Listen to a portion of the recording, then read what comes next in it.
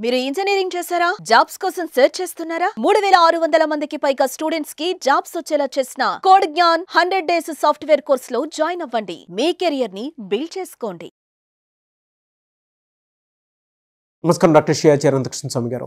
నమస్కారం అండి. సార్, చాలా మంది క్లాసెస్ ఎప్పుడెప్పుడు ఎక్కడెక్కడ ఉండే అవకాశం ఉంటుందని చెప్పేసి అడుగుతున్నారు. సో ఫస్ట్ అది అనుకున్న తర్వాత కంటెంట్లోకి వెళ్దామండి. క్లాసెస్ ఎప్పుడెప్పుడు ఎక్కడెక్కడ ఉండే అవకాశం ఉంటుంది? మనకి 2025 అండి. 2025లో 13 ఏప్రిల్ వచ్చి రాజమండ్రి, 20 ఏప్రిల్ వచ్చి హైదరాబాద్, 27 ఏప్రిల్ వచ్చి బెంగళూరు అండి, 4 మే వచ్చి తిరుపతి, 11 మే వచ్చి విజయవాడ. ఇవే కాకుండా మనకి ఇప్పుడు ఈ 6 తారీఖు ఏప్రిల్ వచ్చి మనకి స్పెషల్ క్లాస్ ఉంది. ఇది ఎందుకు చెప్తున్నానంటే, స్పెషల్ క్లాస్ అటెండ్ చేయగలిగితే మీరు మనకి 20, 21, 22 మే గోవా సెషన్ క్లాస్ 3 రోజుల క్లాస్ ఉంది.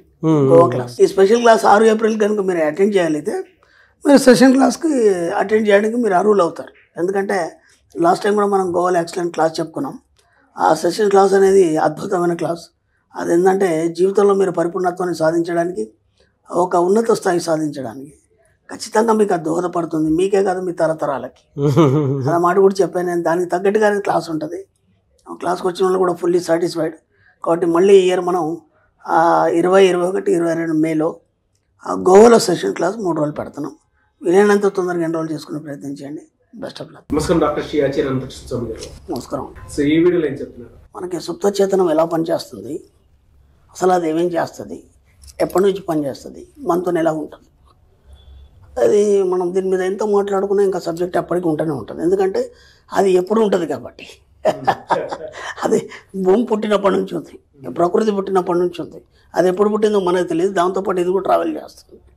అంటే ఇదంతా దీనికి కారణం ఏంటంటే, ఇంత పెద్ద సృష్టి కానీ లేకపోతే ఇంత పెద్ద విశ్వానికి కానీ వాటన్నిటి కూడా కారణం అదే, సుప్త చేతనమే. ఓకేనా?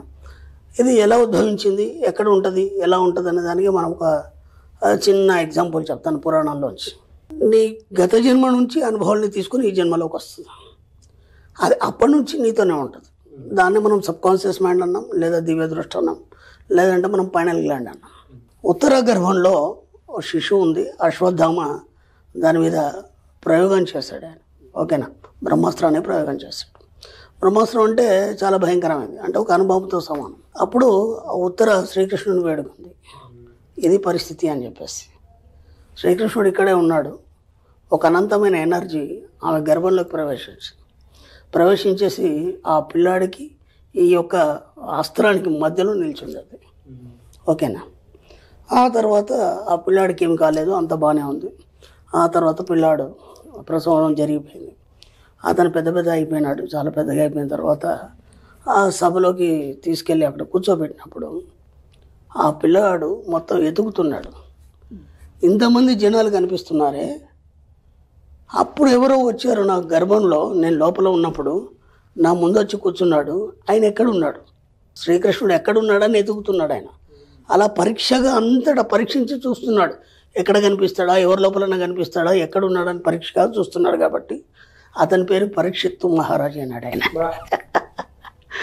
అంటే తల్లి గర్భంలో ఉన్నప్పుడు ఆ యొక్క ధ్యాస తన సబ్కాన్షియస్ మైండ్ని పట్టిపెట్టాను. బయటకు వచ్చిన తర్వాత అదే ధ్యాస ఇక్కడ పనిచేస్తుంది. అంటే సుప్తచేతనం ఎక్కడున్నా పనిచేస్తుంది. అక్కడనే కాదు, ఎక్కడైనా పనిచేస్తుంది. అది గత జన్మ నుంచి పనిచేస్తుంది, ఈ జన్మలో పనిచేస్తుంది, వచ్చే జన్మలో కూడా పనిచేస్తుంది. అది ఒక అనంతమైనటువంటి శక్తిని క్రియేట్ చేస్తుంది, ఒక గొప్ప క్రియేషన్ చేస్తుంది. దాంతోపాటు ఏంటంటే ఒక చరిత్రను సృష్టిస్తుంది. అంటే గత జన్మ భావాల్ని మోసుకొని వచ్చి ఆ భావాలకు అనుగుణంగానే నీ యొక్క జీవితాన్ని తయారు చేస్తుంది. కాబట్టి ఇప్పటి వరకు మనకు దాని గురించి తెలియదు, దాని యొక్క లోతుపాతులు మనకు తెలియదు. ఇప్పుడు మన సబ్జెక్ట్లోకి వచ్చిన తర్వాత అది ఎంత పని చేస్తుంది, ఎలా పనిచేస్తుంది మనం ఎన్నో తెలుసుకోవడం జరిగింది. దాన్ని మనము డబ్బుకు అన్వయించాం మనం. ఇప్పుడు ఒక మేధా ఉన్నాడు, తనకు సంబంధించిన సబ్జెక్టులో ఆయన ఒక గొప్ప స్థాయికి వెళ్ళడం అనేది ఆ సుప్త చేతనాన్ని ఉపయోగించుకొని. ఒక ఐన్స్టీన్ ఉన్నాడు, అంత గొప్ప స్థాయికి వెళ్ళాడంటే తన సుప్త చేతనాన్ని ఉపయోగించాడు. నేను గతంలో కూడా చెప్పాను, మనకి హ్యూమన్ క్యాల్కులేటర్ అని భావన్ ప్రకాష్, అలాగే మనకి హ్యూమన్ కంప్యూటర్ అని చెప్పేసి శకుంతలాదేవి, వీళ్ళందరూ కూడా అంత గొప్ప స్థాయికి ఎందుకు వెళ్ళారు. ఇప్పుడు శకుంతలదేవి ఉంది, ఆమె ఎక్కువ చదువుకోలేదు. కానీ ఆమె గొప్పతనం ఏంటంటే, ఒకవేళ ఆమె ఇప్పుడు ఉంటే ఆ చంద్రయానికి ఎంతసేపట్లో చేరుతారనేది అది చేరేలోపు వీళ్ళకి క్యాల్కులేట్ చేసేది. ఆమె అంత నాలెడ్జ్ ఉంది ఆమెకి. కానీ ఆమె ఎక్కువ చదువుకోలేదు, చిన్నప్పటి నుంచి ఆమెకి ఆ నాలెడ్జ్ ఉంది. అది ఎలా వచ్చింది? ఒక పిల్లాడు ఉన్నాడు, చిన్నప్పుడే గొప్ప విద్వాంసుడు అయినాడు. అంత చిన్న వయసులో వాడికి సరిమేపాలు ఎట్లా తెలుసు? ఒక సంగీతం సంపూర్ణంగా నేర్చుకోవడానికి ఒక 22 సంవత్సరాలు పడుతుంది కర్ణాటక అనేదైనా. అలాంటిది ఇంత చిన్న వయసులో అది ఎలా పనిచేసింది? వాడు అంత గొప్ప సంగీతకారుడు అయినాడు, అన్ని రాగాలు చెప్పగలుగుతున్నాడు. ఇప్పుడు మనం టీవీలో చూస్తున్నాం, దాదాపు అట్లాంటి పిల్లల్ని అందరినీ చూస్తున్నాం, సూపర్ కిడ్స్.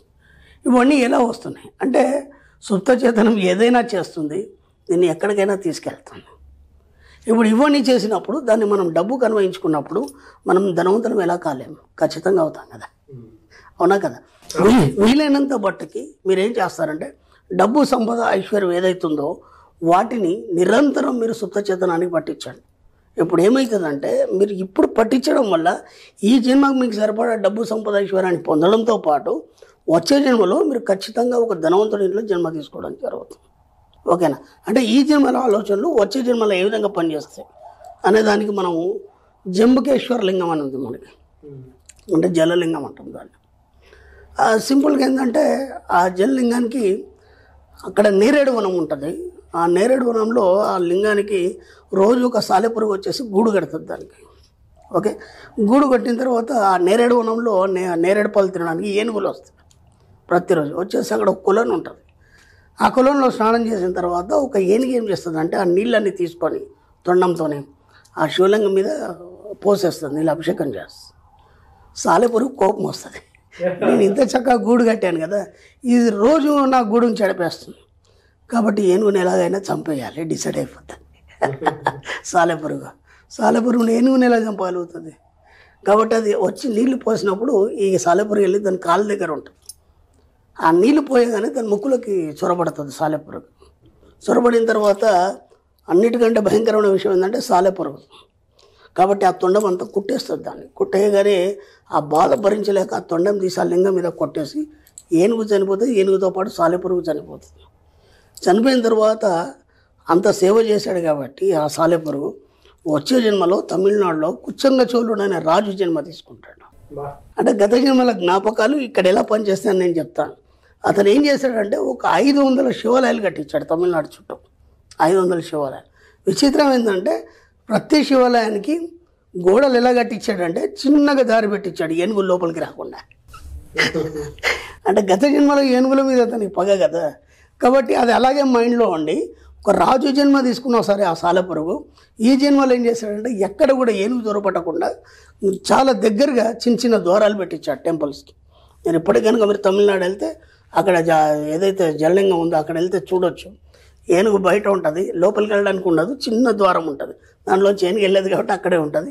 వెళ్ళి దర్శనం చేయించి తీసుకొస్తారు. అంటే మన పురాణాలు తీసుకున్నా సరే, మన ఇతిహాసాలు తీసుకున్నా సరే, ప్రతి దగ్గర సుప్త చేతనం అనేది ఎలా పనిచేసింది, దాని యొక్క ప్రభావం నీ మీద ఎలా ఉంటుంది, గత జన్మ యొక్క ప్రభావం ఈ జన్మలో ఎలా ఉంటుంది. కాబట్టి ఇవన్నిటిని మీరు దృష్టిలో పెట్టుకొని ఏం చేస్తారంటే వీటన్నిటిని మర్చిపోండి, కేవలం డబ్బు సంపద మీద పడండి. డబ్బు సంపద ఐశ్వర్యం మీద మీరు దృష్టి పెట్టినప్పుడు నిరంతరం డబ్బు సంపద ఐశ్వర్యం మీతోనే ఉండటంతో పాటు జన్మలకు కూడా మీరు ఒక గొప్ప ధనవంతులుగా మీ జీవితాన్ని తీర్చిదిద్దుకోవడం జరుగుతుంది. మాట్లాడుతుంటే నాకు కొంచెం అడ్వాన్స్ వెళ్ళిందండి మైండ్ సెట్. ఎలా అంటే సబ్ కాన్షియస్ మైండ్లో కనుక మనం ఏదైనా ఫీడ్ చేసుకొని ఒకవేళ మనం భూమి మీద ఉన్నా లేకపోయినా ఎవరికో ఏదో మనం చెప్పేసి ఉంటాం అలానా వాడి ఆశయం ఇది అని. దాన్ని ముందుకు తీసుకెళ్ళడానికి మనం ఎప్పుడో సబ్ కాన్షియస్ లో ఉన్నది మన ఫ్యామిలీ వాళ్ళతోనే అవుతాం షేర్ చేస్తాం, దాన్ని ఈజీగా ముందుకు తీసుకుని వెళ్ళిపోతాడు. అంటే వన్స్ అది పడింది లోపల ఎథికల్ గా కూడా కరెక్ట్ గా ఉంది అనుకున్నప్పుడు విజన్ పర్ఫెక్ట్ పడింది అని అంటే ఆటోమేటిక్ గా ఒకసారి సీడ్ పడిందంటే ముందుకి ఏ విధంగా వెళ్ళిపోతాం. మీరు గత జన్మకి సంబంధించిన చెప్పారు, ఈ జన్మలోనే జనరల్ గా జరిగి మనం చూస్తూ ఉంటాం కాబట్టి చెప్తున్నారు. అంటే సబ్ కాన్షియస్ కి మీరు మాట్లాడుతుంటే నాకు కొంచెం అడ్వాన్స్ అనిపించింది. ఫర్ ఎగ్జాంపుల్ సార్ మనం మామూలుగానే చూస్తూ ఉంటాము, సీనియర్ ఎన్టీ రామారావు గారిని చూస్తూ ఉంటాము. యాజ్ ఇట్ ఈజ్ ఆ అంశని కారణ జన్మలు అని అంటే మళ్ళీ జూనియర్ ఎన్టీఆర్ గారిని అంటే దేనికది ఇంటర్లింక్ అవుతూ కూడా దీన్ని మనం గతంలో కూడా చెప్పుకున్నాం. మనం అంటే మన యొక్క అనువంశిక లక్షణాలని మనం జీన్స్ ద్వారా మనం మార్చవచ్చు. అంటే ఎలా మార్చవచ్చు ఇప్పటివరకు ఎవరు చెప్పలేదు, మనం మన సబ్జెక్ట్లో చెప్పాం. కేవలం మన ఆలోచనల ద్వారా మన యొక్క అనువంశిక లక్షణాలని కూడా మారుస్తూ మన యొక్క వంశాన్ని మనకంటే ఉన్నతంగా మన యొక్క ఆలోచనలు కుప్పించి మనం తీర్చిదిద్దచ్చు. ఆ వీడియో నాకు చాలా బాగా నచ్చింది. అంటే ఈవెన్ నేను చదువుకొని చాలా బుక్స్ రీసెర్చ్ చేసి వాటిని కూడా నేను జర్నల్స్ చదివి ఒక క్లారిటీకి వచ్చిన తర్వాత మీ సబ్జెక్ట్ ఆ రోజు విన్నప్పుడు నాకు అనిపించింది ఓహో, మన డిఎన్ఏ కూడా మనం మార్చుకోవాలి అనుకుంటే ఇక్కడ మన పద్ధతి మారాలి. ఆ పద్ధతి మారితే ఆటోమేటిక్ గా ఫర్దర్ జనరేషన్ కూడా మారుతుంది. ఆలోచన విధానం మారాలి. ఆలోచన విధానం మారితే అది సబ్ కాన్షియస్ పట్టుకొని మన జనరేషన్ కూడా అలాంటి ఆలోచనలు వేస్తుంది. కాబట్టి సుప్త చేతనాత్మక మనసు ఏదైనా చేస్తుంది, ఏదైనా సాధిస్తుంది, ఎంతైనా సంపాదిస్తుంది, ఎంతైనా ఖర్చు పెడుతుంది. ఎందుకంటే మన సబ్జెక్ట్లో రెండు కదా, నేను ఎంతైనా సంపాదించగలను, ఎంతైనా ఖర్చు పెట్టగలను. Great thought. Subconscious mind కి అంత పెద్ద పవర్ ఉంటుంది. Yes sir, thank you sir, thank you so much doctor Shri Acharya Krishnaswamy గారు. Thank you. సుమన్ టీవీలో మీ పర్సనల్ అండ్ బిజినెస్ ప్రమోషన్స్ కోసం కింది నెంబర్కి కాంటాక్ట్ చేయండి.